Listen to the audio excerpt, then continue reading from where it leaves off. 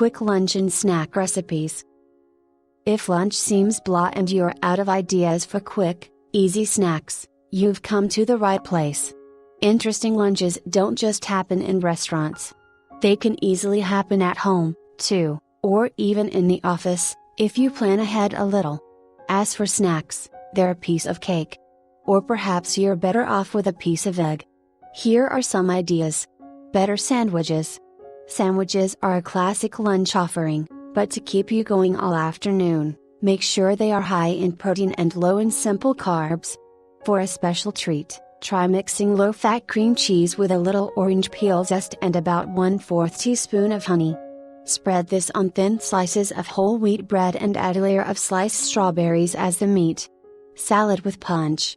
Salads are a fine low-calorie lunch, but Michelin chef Arrigo Cipriani's Carpaccio Cipriani is better than your average salad.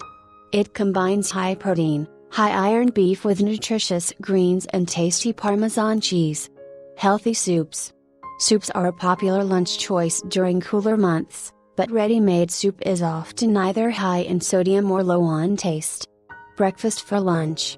Eggs are both healthy and an excellent source of protein, making them a good choice for lunch.